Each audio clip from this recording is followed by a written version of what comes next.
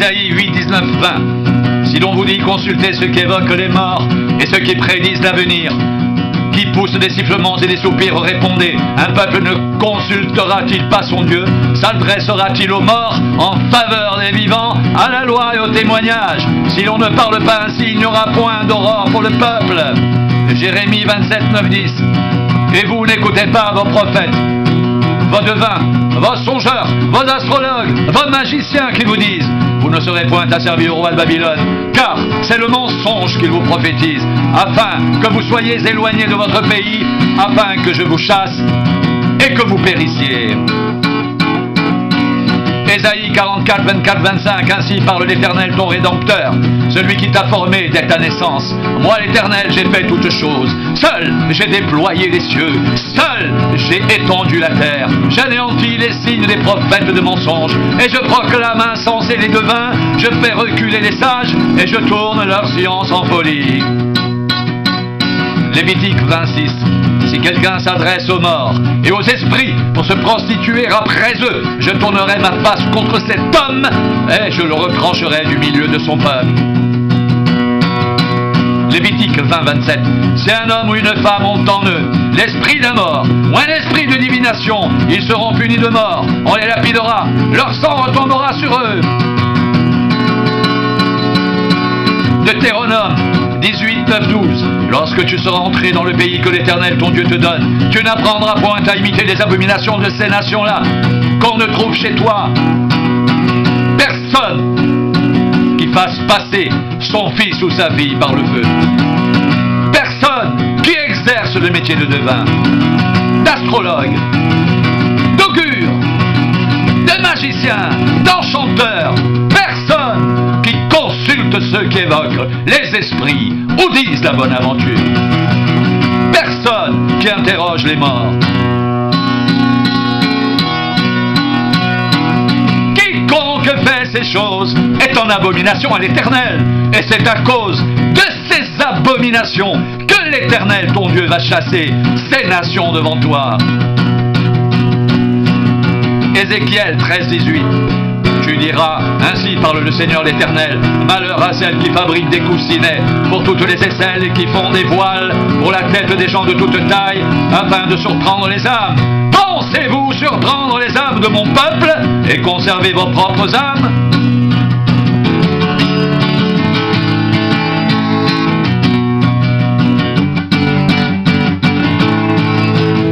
Actes des Apôtres 13, 4, 12.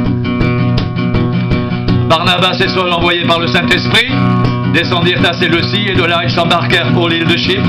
Arrivés à Salamine, ils annoncèrent la parole de Dieu dans les synagogues des Juifs. Ils avaient Jean pour aide. Ayant ensuite traversé toute l'île jusqu'à Paphos, ils trouvèrent un certain magicien, faux prophète juif, nommé Bar-Jésus, qui était avec le proconsul Sergius Paulus, homme intelligent. Ce dernier fit appeler Barnabas et Saul et manifesta le désir d'entendre la parole de Dieu, mais Élymas, le magicien, car c'est ce que signifie son nom, leur faisait opposition, cherchant à détourner de la foi le proconsul. Alors, Saul, appelé aussi Paul, rempli du Saint-Esprit, fixa les regards sur lui et dit: homme plein de toute espèce de ruse et de fraude, fils du diable, ennemi de toute justice, ne cesseras-tu point de pervertir les voies droites du Seigneur? Maintenant voici, la main du Seigneur est sur toi, tu seras aveugle et pour un temps tu ne verras pas le soleil. Aussitôt l'obscurité et les ténèbres tombèrent sur lui et il cherchait en tâtonnant des personnes pour le guider.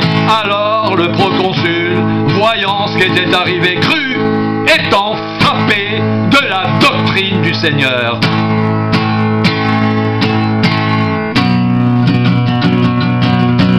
Actes 16, 11, 18.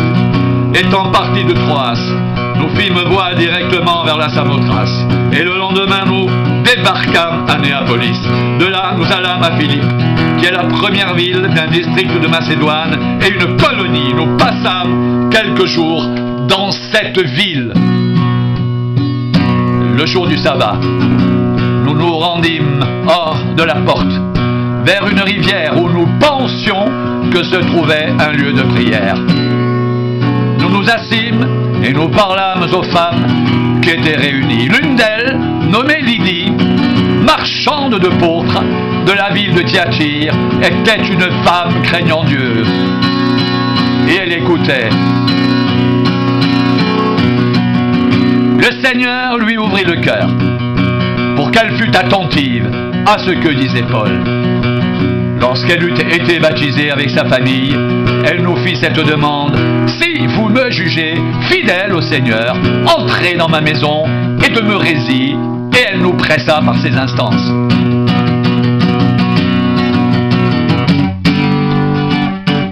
Comme nous allions au lieu de prière, une servante qui avait un esprit de python et qui, en devinant, procurait un grand profit à ses maîtres, vint au-devant de nous et se mit à nous suivre, Paul et nous. Elle criait: ces hommes sont les serviteurs du Dieu très haut et ils vous annoncent la voie du salut. Elle fit cela pendant plusieurs jours. Paul, fatigué, se retourna et dit à l'esprit: je t'ordonne au nom de Jésus-Christ de sortir d'elle. Et il sortit à l'heure même. Acte 19, 11, 20. Dieu faisait des miracles extraordinaires par les mains de Paul, au point qu'on appliquait sur les malades des linges ou des mouchoirs qu'avait touché son corps, et les malades les quittaient, et les esprits malins sortaient.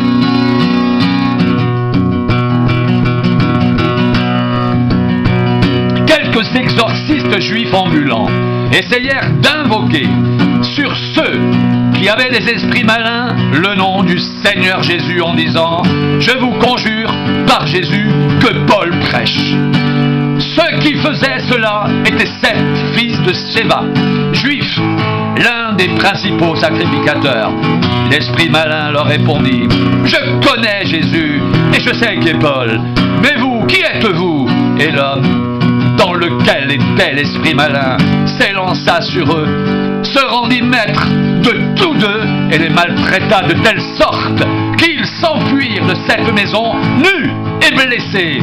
Cela fut connu de tous les Juifs et de tous les Grecs qui demeuraient à Éphèse. Et la crainte s'empara de tous, et le nom du Seigneur Jésus était glorifié.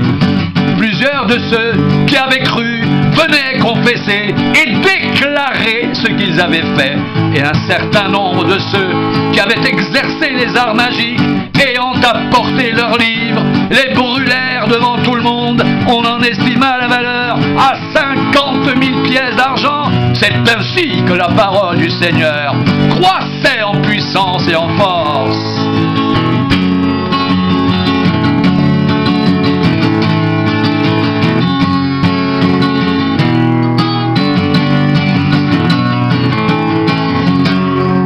Galates 5, 19, 21. Les œuvres de la chair sont manifestes. Ce sont l'impudicité, l'impureté, la dissolution, l'idolâtrie, la magie, les inimitiés, les querelles, les jalousies, les animosités, les disputes, les divisions, les sectes, l'envie, l'ivrognerie, les excès de table et les choses semblables. Je vous dis d'avance, comme je l'ai déjà dit, que ceux qui commettent de telles choses n'hériteront point le royaume de Dieu.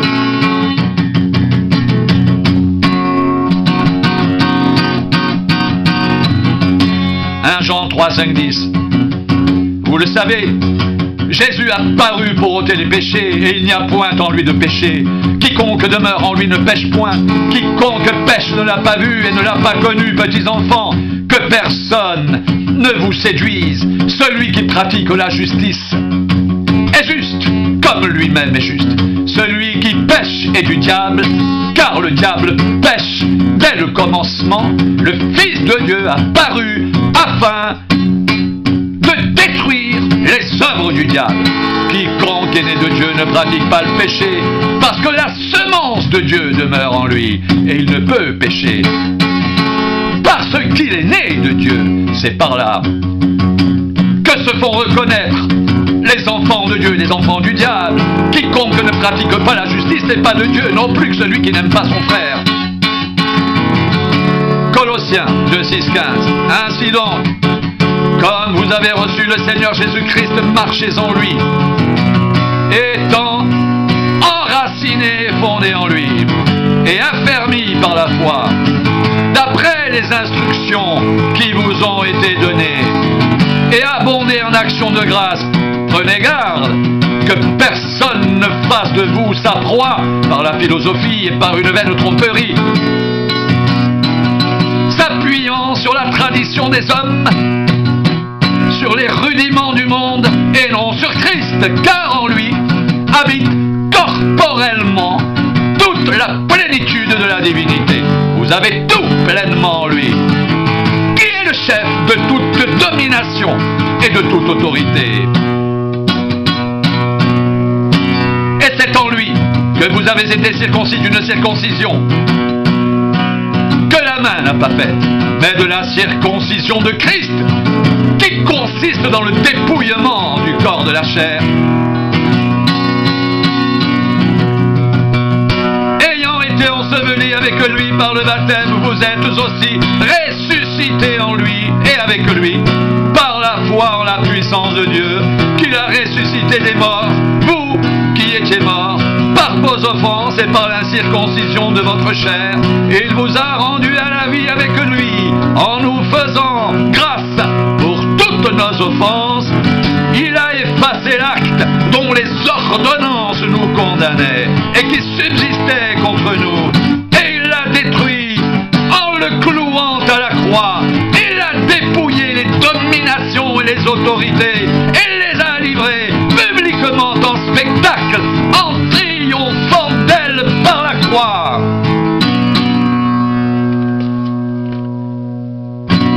Éphésiens 1, 15, 23. Ayant entendu parler de votre foi au Seigneur Jésus et de votre charité pour tous les saints, je ne cesse de rendre grâce pour vous, faisant mention de vous dans mes prières, afin que le Dieu de notre Seigneur Jésus-Christ, le Père de gloire, vous donne un esprit de sagesse et de révélation dans sa connaissance, qu'il illumine les yeux de votre cœur pour que vous sachiez quelle est l'espérance qui s'attache à son appel, quelle est la richesse de la gloire de son héritage qu'il réserve aux saints, et quelle est envers nous qui croyons l'infinie grandeur de sa puissance, se manifestant avec efficacité par la vertu de sa force. Il l'a déployé en Christ, en le ressuscitant des morts et en le faisant asseoir à sa droite dans les lieux célestes, au-dessus de toute domination, de toute autorité, de toute puissance, de toute dignité, de tout nom qui se peut nommer, non seulement dans le siècle présent, mais encore dans le siècle à venir. Il a tout mis sous ses pieds et il l'a donné pour chef suprême à l'Église, qui est son corps, la plénitude de celui qui remplit tout en tous.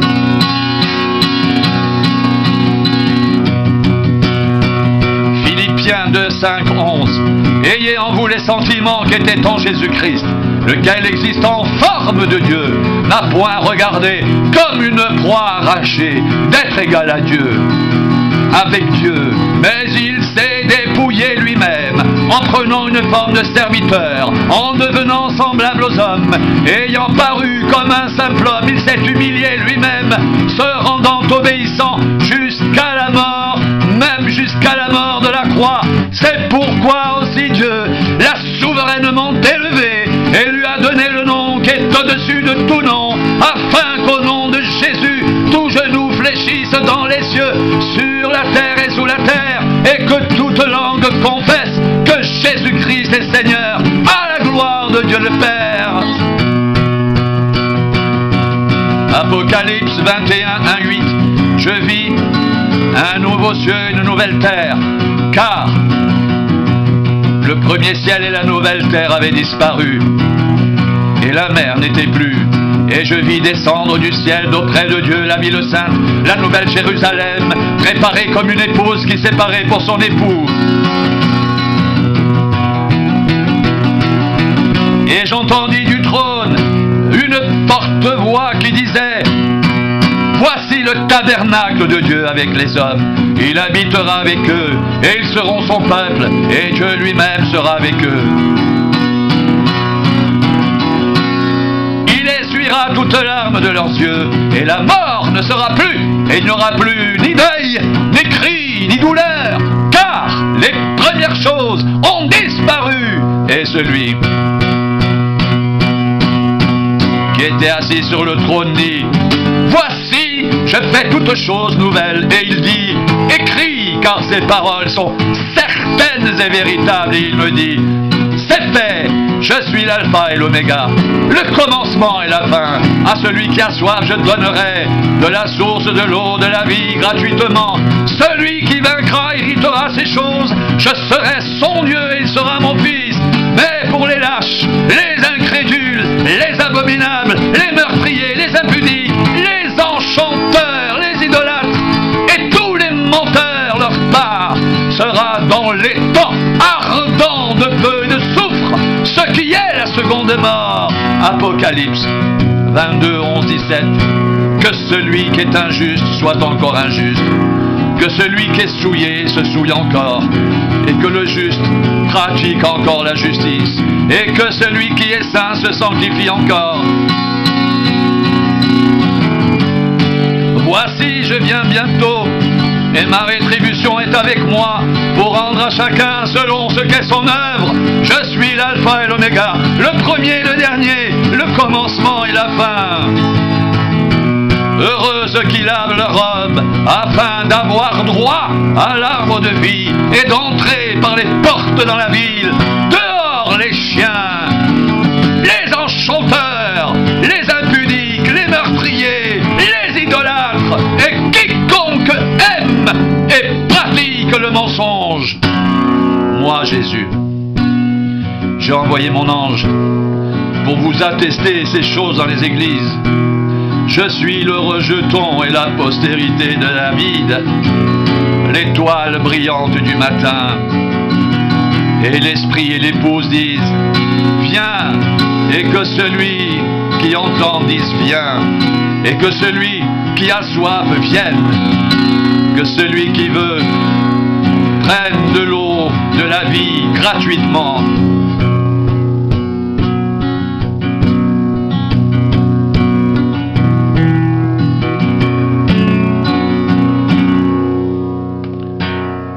Moi, Jésus, j'ai envoyé mon ange pour vous attester ces choses dans les églises.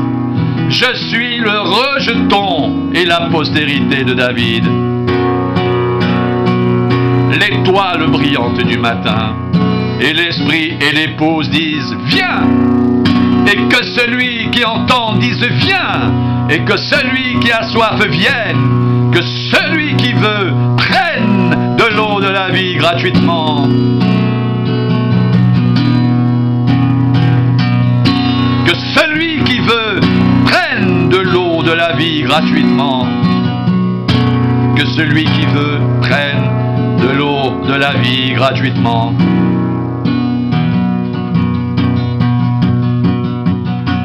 Moi, Jésus, j'ai envoyé mon ange pour vous attester ces choses dans les églises. Je suis le rejeton et la postérité de David, l'étoile brillante du matin. Et l'esprit et l'épouse disent: viens, et que celui qui entend dise: viens, et que celui qui a soif vienne, que celui qui veut prenne de l'eau de la vie gratuitement.